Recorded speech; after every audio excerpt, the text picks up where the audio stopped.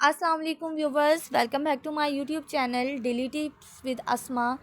आज की इस वीडियो में हम आपको बताएंगे जमालुद्दीन नाम का मतलब क्या है और इसके बारे में दिलचस्प मालूमात।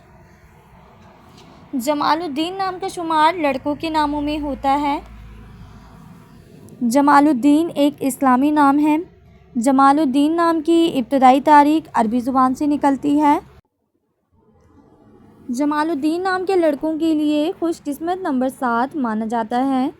माहिरीन के मुताबिक जमालुद्दीन नाम के लड़के बहुत मज़ाहिया होते हैं। जमालुद्दीन नाम का मतलब है ईमान की खूबसूरती।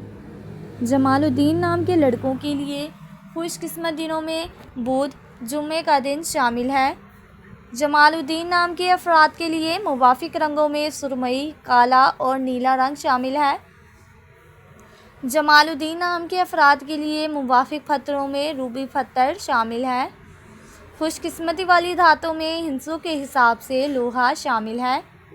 फ्रेंड्स, अगर आप अपने नाम का मतलब जानना चाहते हैं तो कमेंट बॉक्स में अपना नाम लिखें। इंशाल्लाह हम आपके नाम की वीडियो ज़रूर बनाएंगे। Thanks for watching. अल्लाह हाफिज़।